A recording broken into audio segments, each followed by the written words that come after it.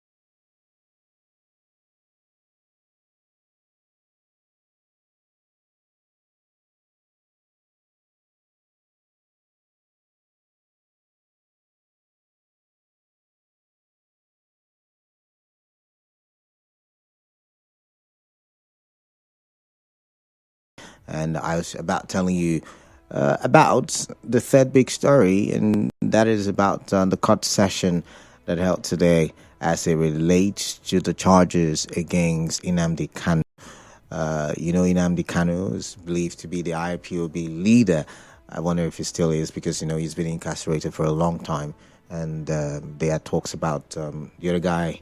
Was it the other guy in Finland, right? But that's not the case. Now, in court today, the newspapers are reporting that the federal government's lawyer argued that Nnamdi Kanu is a threat to Nigeria. That Nnamdi Kanu made a threat to break up Nigeria, and they're saying it's not mere boasting.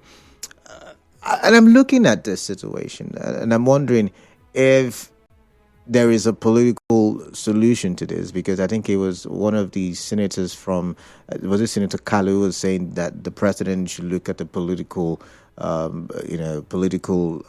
solution to the problem. IPOB also, a few hours early this morning was reported to have said that the continuous incarceration of Nnamdi Kanu is politically motivated.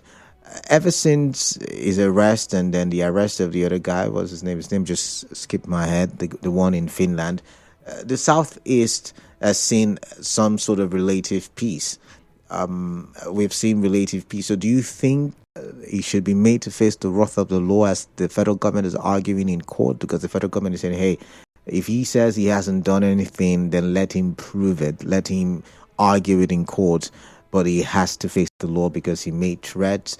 He made threats to break up Nigeria. He made the argument, or he made commands that police stations should be burned, which, of course, is being tied to what happened in some parts of the country during the NSAS. I'm wondering, are you someone who has been following this story? Because this story has dragged on for too long. As a matter of fact, I do believe a lot of people are tired of even talking about it because the story has dragged on for long. But what do you make of the federal government's argument? The federal government is saying, indeed, that Nnamdi Kanu should face the courts and argue in courts, unlike what a lot of people from the region, the southeast region, have been arguing for, political solutions and all of that stuff. Let me read from.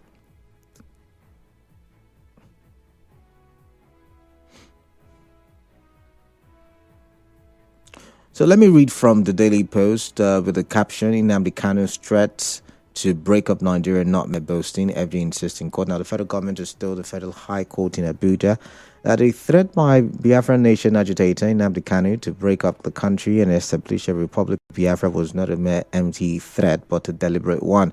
The government said that the detained leader of the proscribed indigenous people of Biafra made a broadcast on Biafra radio station where he openly and publicly declared his intention to break up Nigeria.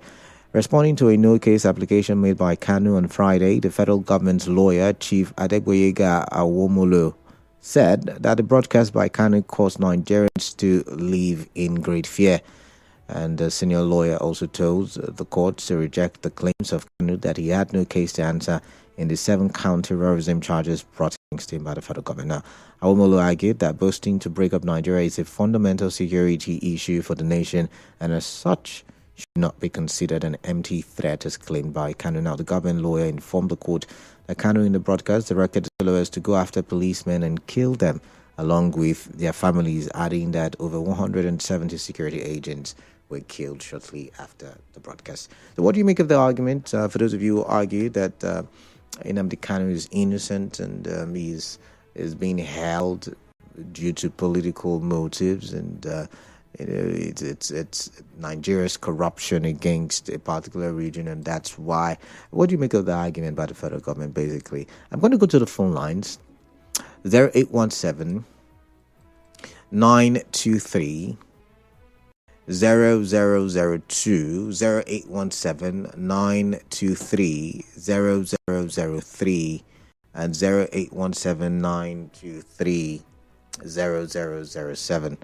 WhatsApp number 0809 0306416.